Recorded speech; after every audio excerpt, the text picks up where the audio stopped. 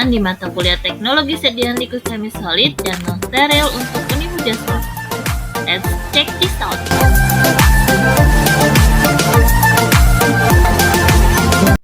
Kita sudah masuk ke sesi yang terakhir tentang formulasi, yaitu perhitungan dalam formulasi. Oke, kita lihat bersama terkait perhitungan formulasi. Formulasi yang pertama adalah perhitungan dosis, di mana dalam perhitungan dosis ini yang digunakan adalah perhitungan dosis lazim karena tidak per individu ya, karena sediaan farmasi ini akan dijual dan dipakai oleh semua umur atau sesuai dengan target pasar kita. Nah, sehingga kita menggunakan dosis lazim dan kemudian untuk maintenance dose juga kadang juga kita gunakan. Kemudian pembagian umurnya bila dikatakan dewasa adalah di atas 20 tahun. Untuk obat tertentu dewasa dimulai 12 tahun, misalnya obat jantung ya, seperti itu yang rentang terapinya sempit.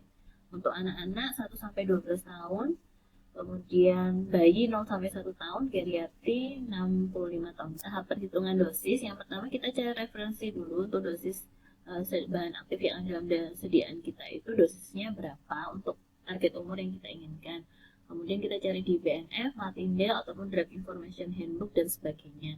Lalu tetapkan konsumen yang dituju, misalnya kita ingin membuat paracetamol elixir, kita ingin menetapkan umur 1-12 tahun atau dewasa, tergantung dari kita seorang formulator. Kemudian menentukan takaran kecil, jadi dosis pemakaian yang tertera di kemasan. Kita buat perumpamaan dulu, misalnya kita mau bikin 250 mg per 5 ml. Kemudian yang terakhir menentukan kemasan terkecil, kita mau buatnya 30 ml atau 60 ml dalam satu botol, itu juga harus kita perhitungkan. Selanjutnya adalah contoh perhitungan. Nah, misal bahan aktif kita tadi paracetamol ya. Saya kembali dulu. Oke, bahan aktif kita adalah paracetamol, dimana paracetamol ini mempunyai dosis ya untuk 3-1 tahun itu 60-120 mg, 1-5 tahun 120-250 mg, 6-12 tahun 250 hingga 500 mg. Kemudian yang kedua kita tetapkan dulu kita konsumennya umur berapa, misalnya bayi usia 0-1 tahun dan 1-12 tahun anak-anak. Oke, kemudian kita perumpamaan, misalnya kita buat 1 sendok makannya 5 ml. Kita buat pengandung paracetamol 30,5 karena tadi kan rentang umur kita kan antara 3-1 tahun ya. Jadi kita hitung dulu dosisnya untuk 0-1 tahun berapa. Itu ada di modul ya. Nah, kita tulis seperti ini. Dosis untuk 1 hari 0-3 bulan adalah 1-2 sendok takar. Sedangkan 3-1 tahun untuk sekali minum adalah 2-4 sendok takar. Karena dilihat dari dosisnya ya. Dosisnya tadi kan 3 bulan itu 60 mg, sedangkan sediaan kita 5 ml itu 30,5. Sehingga kan dia membutuhkan 2 sendok takar ya dalam sekali minum. Nah, bila dalam 1 sendok takar 5 ml dibuat 250 mg paracetamol, nah untuk yang 1-5 tahun itu 0,5-1 sendok takar. Untuk yang 6 tahun sampai 12 tahun 1-2 sendok takar, karena tadi dosisnya 1 tahun 120-250, sedangkan 1 sendok takarnya 250 kan, berarti kalau 120 kan setengahnya 1 sendok takar sampai 1 sendok takar. Kemudian kita tentukan lama pengobatan, misal 3 hari, karena paracetamol kan biasanya digunakan untuk demam ya. Demam itu maksimal pemberiannya 3 hari, karena setelah 3 hari biasanya demam itu diakibatkan karena adanya infeksi. Nah, maka kita tulis di sini volume sediaan yang dibutuhkan untuk 1-5 tahun. Tadi kan 0,5-1 sendok takar dengan dosis 250 mg per sendok takar. Nah, 1 hari berarti membutuhkan 0,5-1 sendok takar dikali 4, karena maksimal pemakaian paracetamol kan 4 kali sehari. Sehingga 2-4 sendok takar. Tadi 1 sendok takar 5 ml, berarti kalau 2-4 10-20 ml. Berarti kalau dalam 3 hari tinggal dikalikan 3, yaitu 30-60 ml. Berarti untuk anak 1-5 tahun, untuk memperoleh efek terapi maksimal selama 3 hari, dia membutuhkan 30-60 ml. Sedangkan untuk anak 6-12 tahun, dia membutuhkan 60-120 ml. Nah, di sini kita lihat ada nggak rentang kemasan yang bisa digunakan untuk 1-5 tahun dan 6-12. Oh, ternyata ada gap di sini ya, atau ada yang sama, yaitu 60 ml. Sehingga kemasan terkecil yang kita gunakan adalah 60 ml dengan asumsi digunakan selama 3 hari dengan dosis 250 mg per 5 ml. Nah, selanjutnya perhitungan yang kita pelajari adalah perhitungan terkait kelarutan. Nah, perhitungan kelarutan itu kenapa harus dilakukan? Untuk memastikan apakah jumlah bahan aktif kita terlarut sempurna pada cairan sirup, drop, atau eliksir. Contohnya, kita ingin membuat sirup yang mengandung bahan aktif paracetamol sejumlah 1,44 gram. Kita punya kuas solvent propilen glikol yang dalam formula itu 20% dan gliserin 7,5% dari 60 ml. Yang diketahui juga kelarutan paracetamol dalam propilen glikol 1:9 dan paracetamol dalam gliserin 1:40. Nah, sekarang kita hitung. Apakah benar dalam formula yang kita buat itu paracetamol semuanya terlarut? Kita hitung.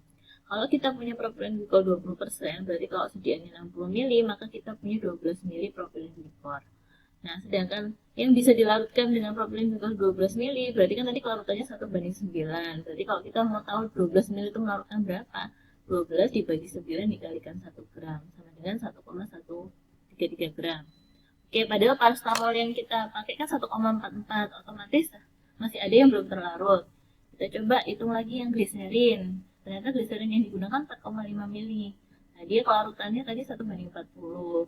Kemudian kita kalikan 1 gram, ketemu 0,1125. Ternyata ketika kita tambahkan, kelarutan paracetamol di kedua kosolven itu sudah terlarut sempurna, sehingga bisa kita masukkan ke dalam formula. Perhitungan yang ketiga adalah penentuan pH spesifikasi. Jadi sebelum kita membuat formula, kita harus menentukan pH spesifikasi. Jadi pH stabilitas zat X misalnya adalah 5,8, tapi dia nggak ada pH kelarutan, karena kan pasti yang namanya sediaan cair itu hubungannya dengan stabilitas dan kelarutan. Oleh karena itu, karena adanya stabilitas, ya kita pakai pH stabilitasnya, karena yang kita inginkan kan obat itu efektif. Kalau dia nggak stabil, maka dia nggak bisa memberikan efek terapi. Itu untuk kalau sediaannya cuma diketahui 1 pH. Kalau misalnya sediaannya diketahui 2 pH, contohnya adalah bahan Y. Dia dalam 10% dalam air, dia pH-nya 3,5 sampai 5,5. pH stabilitasnya 6 sampai 7,5 dan efektivitasnya 4,5 sampai 6,5. Kita buat sediaannya berapa? Kita lihat dulu, ada nggak overlap antara pH stabilitas dan efektivitas, sehingga kalau kita pakai rentang tersebut masih bisa stabil dan masih bisa efektif. Oh, ternyata ada 6 sampai 6,5. Nah, kemudian kita tentukan pH spesifikasi, berarti harus ada di dalam rentang tersebut, misalnya 6,2. Baru kita tentukan dapar yang sesuai dengan pH spesifikasi tersebut yang masuk dalam rentang tersebut. Kemudian kita hitung komponen pembentuk dapar. Selanjutnya adalah contoh perhitungan dapar. Jadi misalnya kita pakai dapar, kita punya pH spesifikasi 6,2. Kita ingin pakai dapar fosfat. Fosfat itu punya 3 pKa. pKa 1, pKa 1 2,12, pKa 2 7,21, pKa 3 12,67. Kita pilih harga pKa-nya yang mendekati dengan pH kita, yaitu 6,2, yaitu yang pKa 2. Kemudian kita cari perbandingan dengan rumus Hasselbalch ya, Anderson-Hasselbalch.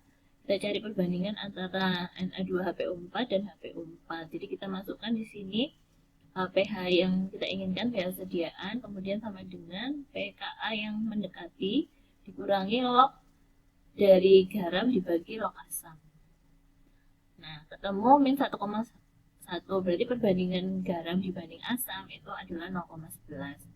Selanjutnya, kita hitung dengan kapasitas dapar. Misalnya kita ingin mempertahankan sediaan itu antara 6,4, dari 6 sampai 6,4, sehingga kita pakai kapasitas dapar 0,02. Kita masukkan dalam persamaan Van Slyke. Jadi kita pakai pKa 7,21, pH kita sekian, kita jadikan dulu H plusnya berapa, 10 pangkat min 6,2 ya. Ini adalah persamaannya Van Slyke itu, kemudian kita masukkan kapasitasnya tadi 0,02 sama dengan 2,3 C per Ka. Ka dari ini adalah 6,1 kali 10 pangkat min 6 dikali 6,3 kali 10 pangkat min 1 dan ditambah 6,3 kali 10 pangkat min 3 dari H3O plus tadi. Ka-nya kan tadi 6,1 kali 10 pangkat min 6. Kemudian ketemulah C-nya di sini. Nah, C itu adalah garam plus asam. Tadi garam per asam itu kan 0,11, berarti kalau garam itu 0,11 asam. Kita masukkan ke rumus, ketemulah asamnya sekian. Berarti garam tinggal 0,11 dikurangi asam. Nah, Kemudian kalau kita mau bikin sediaan kita batchnya 3000 ml, jadi kita nimbangnya Na2HPO4 ini kan garam. Maka garam tadi berapa? 0,4981 kali 10 9 dikalikan 3000 per 1000. Karena ini kita perhitungannya itu per 1000 mili ya. Jadi kita dibagi per 1000 mili.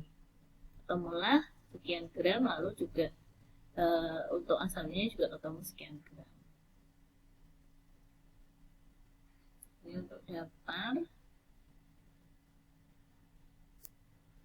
Selanjutnya ini adalah studi kasus ya yang kita gunakan. Jadi seorang farmasis bagian NNI melakukan formulasi terhadap ibuprofen, tentukan bahan tambahan, diberikan beberapa tulisnya serta rancangan formulasi. Kemudian adalah perhitungan AD. Jadi AD atau acceptance daily intake adalah perkiraan jumlah yang maksimum diberikan suatu bahan tambahan dalam satu harinya, atau biasanya satuannya miligram per kilogram berat badan. Contohnya kalau kita mau pakai sakarin, ternyata sakarin itu ada AD-nya yaitu 5 mg per kilogram berat badan. Jadi sehari kita mengkonsumsi sakarin itu maksimal, kalau berat kita 60 berarti 5 mg kali 60 kan 300 mg ya, itu per hari. Nah sedangkan kita kan nggak cuma minum obat ya, kita juga makan makanan yang ada sakarinnya, sehingga berbahaya kalau terlalu banyak bahan tambahan. Makanya obat juga harus dihitung AD-nya. Berikut adalah contoh perhitungan AD. Misalnya adalah kita ingin menghitung AD-nya dari CMCNA. AD CMCNA diketahui di pustaka adalah 4-10 gram. Jadi kita carinya di pustaka ya. Nah, pemakaian dalam formula itu ternyata CMCNA itu 0,5 atau 0,3 ya. Pemakaian sehari ini dalam satu formula ya, mungkin 0,3. Pemakaian sehari berapa? Kita hitung dulu. Sehari misalnya 10-20 mili pemakaiannya, di per sediaannya 60 mili dikalikan 0,3 yaitu yang ada di formula. Nah, maka pemakaian seharinya 0,05 sampai 0,1. Kalau untuk 1-12 tahun 20-40 mili per 60 dikalikan 0,3 gram. Jadi pemakaian 0,1 sampai 0,2 gram sehat. Nah, ternyata dalam sehari ini AD-nya tidak melebihi karena AD CMCNA 4-10 gram per hari, sehingga boleh dimasukkan dalam formula.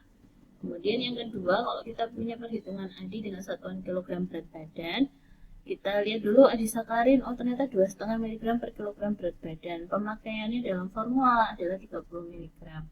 Kita hitung dulu, untuk umur 1-6 tahun ternyata berat badannya sekian di ISO ya. Lalu kita kalikan dengan 2,5, ketemulah 19,625 sampai 40. Kemudian kita lihat 6-12 tahun, oh ternyata beratnya 16-30,85, kita kalikan dengan AD-nya. Lalu kita hitung per harinya itu berapa. Oh ternyata per harinya itu 5-10 dan 10-20 mg. Nah ternyata dia tidak melebihi AD karena pada umur 1-6 tahun AD-nya adalah 19-40, sedangkan pemakaian dalam formula hanya 5-10 mg. Untuk 1-12 pemakaiannya 10-20 mg, AD-nya 40-77, jadi aman untuk dikonsumsi. Terakhir adalah perhitungan pengawet. Misalnya kita punya pengawet Na-benzoat yang dia terpengaruh oleh pH. Jadi kita lihat dulu pH efektivitas Na-benzoat, kemudian dicek pada pH spesifikasi, misal pada pH 5, konsentrasinya 0,2%, apakah masih efektif apa enggak. Nah itu kita masukkan dalam rumus ini, maka ketemu bahwa jumlah Na-benzoat yang harus kita gunakan adalah sekian. Oke, mungkin itu yang bisa saya sampaikan. Terima kasih. Wassalamualaikum warahmatullahi wabarakatuh.